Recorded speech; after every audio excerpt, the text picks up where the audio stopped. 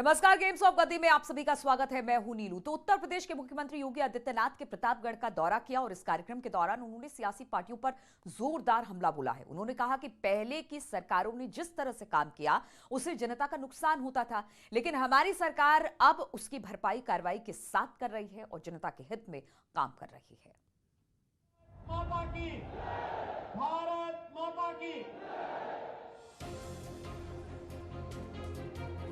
UP के मुख्यमंत्री योगी आदित्यनाथ ने सोमवार को प्रतापगढ़ में एसपी, बीएसपी और कांग्रेस पर तीखा हमला बोला। कहा कि एक पार्टी भाई बहन की है, दूसरी चाचा भतीजे की और तीसरी बबुआ भतीजे की है। एक गरीब का पैसा ही है जो सपा, बसपा और कांग्रेस के नेता लूट करके अपने घरों को बनाते थे। आज वही पैसा दीवालों से कैसे निकल रहा आप देख रहे होंगे। कमरे के कमरे नोटों से भरे पड़े हैं। अब आपकी भी समझ में आ रहा होगा कि बबुआ नोटबंदी का विरोध क्यों करता था। अब तो समझ में आया होगा ना। वैसे तो योगी आदित्यनाथ 554 करोड़ रुपए की योजनाओं की सौगात देने पहुंचे थे। इस मौके पर 378 परियोजनाओं का लोकार्पण और शिलान्यास किया, लेकिन विपक्ष पर सियासी वार करते हुए कहा कि पहले की सरकारें विकास के पैसों को खा जाती थी।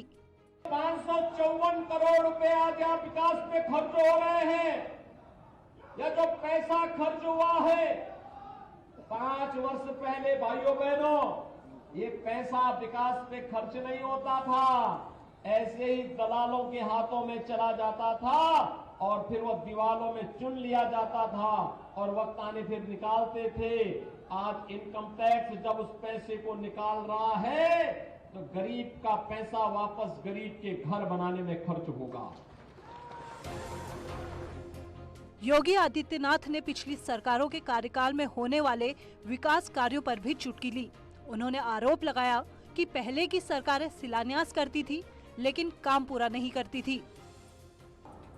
कांग्रेस के समय चलता था ना कि आज घोषणा कर दी, 10 साल के बाद शिलान्यास होता था और बनने में 20 साल लगते थे और तब भी बनता था तो अधूरा रह जाता था। भाइयों बहनों, अब अधूरे के लिए कोई जगह नहीं। हमने तो चांद की पूजा की है, वह भी पूर्णिमा की ही चांद की पूजा की है। वैसे विपक्षी पार्टियां सियासी गलियारों में बीजेपी को घेरती दिखाई देती हैं। वहीं सीएम योगी आदित्यनाथ अपने कार्यकाल के विकास के दावों के दम पर विपक्ष को लगातार घेरने की कोशिश कर रहे हैं। Bureau report, news 18। और वहीं अखिलेश यादव भी लगातार बीजेपी पर पलटवार करते दिखाई दे रहे हैं। जब से उत्तर प्रदेश में आयकर विभाग की टीम के छापे पड़े हैं, तब से योगी आदित्यनाथ अखिलेश यादव पर जोरदार हमला कर रहे हैं। वहीं अखिलेश यादव ने 25 दिसंबर को एक ट्वीट किया। उन्होंने लिखा कि उत्तर प्रदेश के माननीय सत्ताधारी कह रहे हैं कि जो सत्ता से दूर हैं उनके पास पैसे कहां से आए। इसका मतलब साफ है कि बीजेपी मानती है कि सत्ता में रहने पर वो भ्रष्टाचार से पैसा कमाती है, वसूली से भी, ट्रांसफर, पोस्टिंग और बुलडोजर का डर दिखाकर भी, चंदे और बोरी की चोरी से भी शर्मनाक बयान।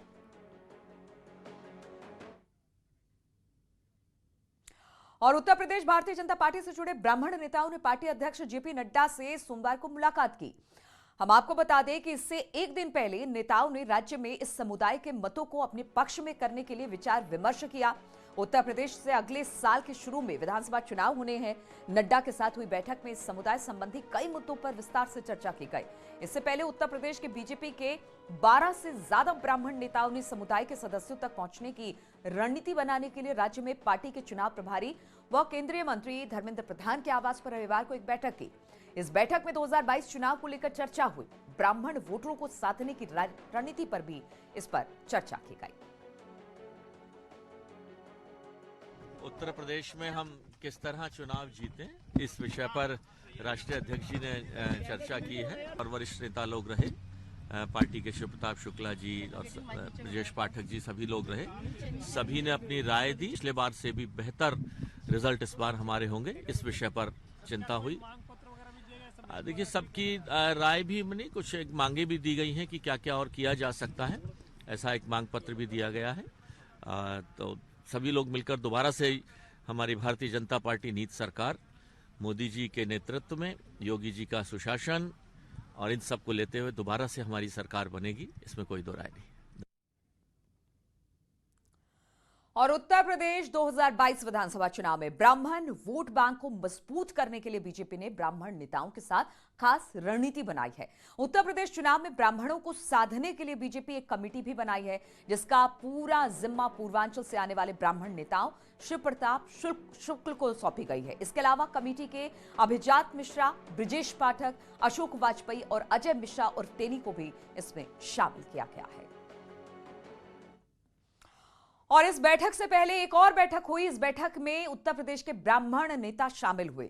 तो चलिए आपको दो तस्वीरें अब दिखाते हैं। पहली तस्वीर जेपी नड्डा के साथ बैठक की है, जिसमें ब्राह्मण नेताओं के साथ चुनाव को लेकर चर्चा की गई, जबकि दूसरी तस्वीर रविवार की है, क्योंकि अंदर खाने खबर है कि बीजेपी से ब्राह्मणों की नाराजगी उत्तर प्रदेश में उन्हें भारी पड़ सकती है, जिसको देखते हुए बीजेपी अलर्ट मोड पर है। वैसे तो राज्य के ब्राह्मण वोटर परंपरागत रूप से बीजेपी को ही वोट डालते आए हैं, ऐसे में बीजेपी ब्राह्मणों को छिटकने नहीं देना चाहती है। और इसी के मद्देनजर उत्तर प्रदेश बीजेपी चुनाव प्रभारी और केंद्रीय मंत्री धर्मेंद्र प्रधान ने दिल्ली में आगामी चुनाव को लेकर अहम बैठक बुलाई। इसमें उत्तर प्रदेश के ब्राह्मण बीजेपी मंत्रियों से लेकर नेताओं के साथ मंथन चिंतन किया गया।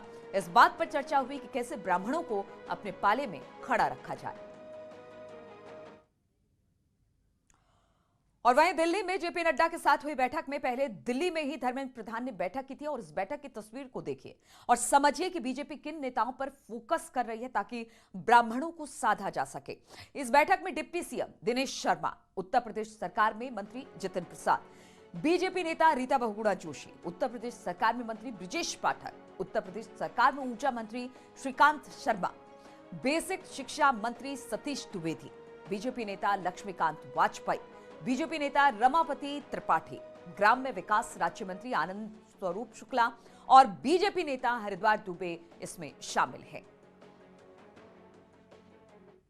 और एक अनुमान के मुताबिक उत्तर प्रदेश में 9 से 11% ब्राह्मण हैं, वहीं पूर्वांचल में इसकी संख्या 20% मानी जाती है। उत्तर प्रदेश में इनकी ताकत का अंदाजा इसी बात से लगाया जा सकता है कि साल 1990 से पहले तक उत्तर प्रदेश को 8 ब्राह्मण मुख्यमंत्री मिल चुके हैं। राज्य की सत्ता में ब्राह्मण बड़े भागीदार रहे हैं।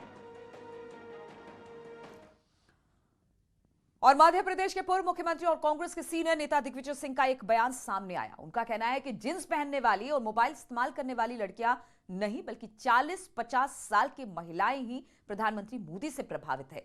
इस बयान वाला दिग्विजय सिंह का एक वीडियो सोशल मीडिया पर वायरल हो रहा है। कहा जा रहा है कि भोपाल में जन जागरण शिविर को संबोधित करते हुए उन्होंने ये बातें कही, जिसका वीडियो वायरल हो गया।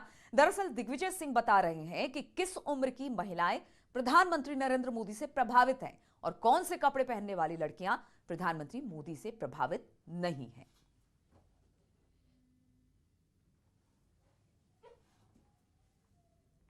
बड़ी इंटरेस्टिंग बात हमारे दिमाग में बात नहीं आई, लोगों ने बताया कि दिग्विजय जी जो 40 और 50 साल की महिलाएं हैं वो थोड़ा सा मोदी से ज्यादा प्रभावित है, लेकिन लड़कियां जो जीन्स पहनती हैं, मोबाइल रखती हैं, वो इससे प्रभावित नहीं है। इन पर थोड़ा सा बातचीत करने की आवश्यकता है और वही सोशल मीडिया पर एक्टिव है। यही राहुल गांधी जी पहले कहते थे कि आरएसएस में महिलाएं स्कर्ट जो नहीं पहनती हैं, इनके यही विचार थे कि मंदिरों में लोग महिलाओं को छेड़ने जाते हैं। और दिग्विजय सिंह उन्होंने इसको कमाल कर दिया। उन्होंने कहा कि महिलाएं जो है टंचमाल होती हैं, और आज उन्होंने कहा कि 20 वर्ष की जो महिलाएं हैं वो राहुल गांधी को पसंद करती है। ये किस तरह के विचार महिलाओं को लेकर कांग्रेस व्यक्त कर रही है, कांग्रेस को बताना चाहिए। और प्रतापगढ़ से सांसद संगम लाल गुप्ता का एक बयान वायरल हो रहा है, जिस वीडियो को दिखाने जा रहे हैं। दरअसल उस वीडियो में दावा किया जा रहा है कि आईएएस और आईपीएस चाहे जितना भी पढ़ा लिखा क्यों ना हो, वो एक सांसद के सामने बैठकर बात नहीं कर सकता है, और अगर कर लिया तो फिर सांसद पद छोड़ दूंगा। ये बयान अब चर्चा का विषय बना हुआ है। प्रतापगढ़ के लोग कहते हैं कि संगम लाल गुप्ता शिक्षा नहीं ग्रहण की है, मगर हमको इतना कॉन्फिडेंस है कि कोई भी आईएएस आईपीएस हमारे सामने बैठकर बात नहीं कर सकता। कितनी भी बड़ी शिक्षा ग्रहण किया हो, अगर उसको बैठा दीजिए, अगर वो हमसे बात कर सकता है तो मैं सांसद पद से इस्तीफा दे दूंगा। और रुकते हैं यहाँ पर छोटे से ब्रेक के लिए।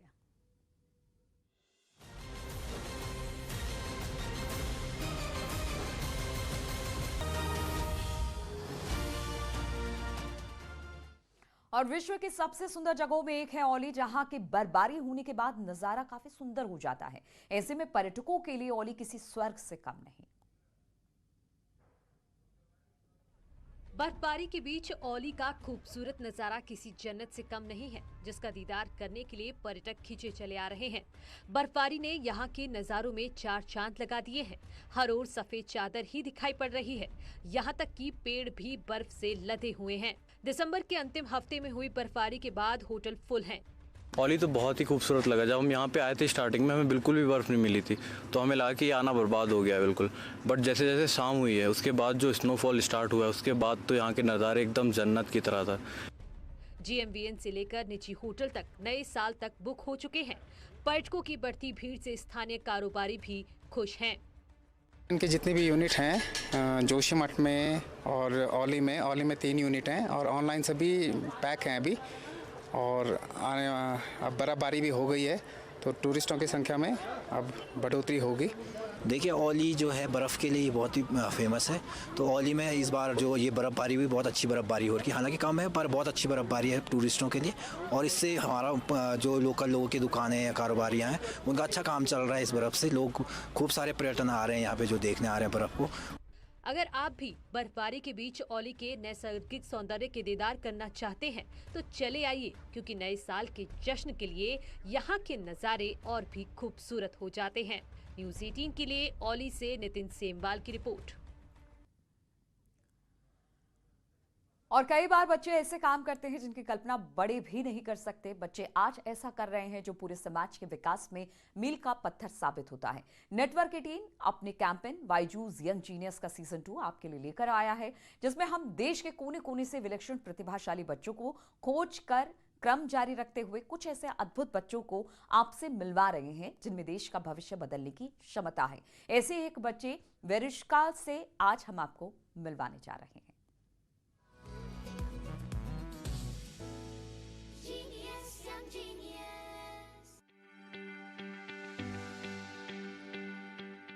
मन में कुछ करने की सच्ची उमंग हो, परिवार का साथ हो तो कुछ भी मुमकिन है।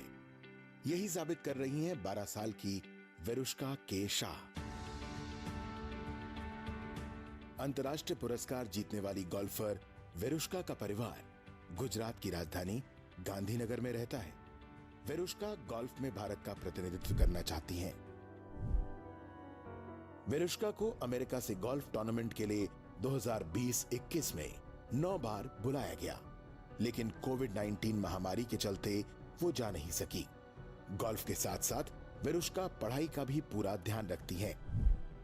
मैं सुबह 6 बजे उठी थी, फिर उधर से मैं नहा के पापा मेरे को पढ़ने बैठने थे, तो फिर स्टडीज करके I had to go and play golf. Verushka के भाई भी गोल्फ खेलते हैं। उनका परिवार हर मामले में बच्चों की हौसला अफजाई करता है। I just want to say, let them grow by themselves, let them see their passion and just give them support, whatever they need. वेरुष्का के कोच को अपनी शिष्या के उज्जवल भविष्य का पूरा भरोसा है। मेरे को 3-3.5 साल हो गए हैं, और जितना मैंने उसके अंदर चेंज देखा है इस गेम की वजह से, उसके लिए मेरे को ये लगता है कि गोल्फ उसके लिए एक लाइफ का पार्ट है। वेरुष्का के शाह सभी बच्चों के लिए प्रेरणा है। कम उम्र में ही उनकी बड़ी उपलब्धियां साबित करती हैं कि बच्चों को उनकी प्रतिभा के मुताबिक बढ़ावा दिया जाए तो वो आकांक्षाओं के आसमान को जमीन पर उतार लाते हैं।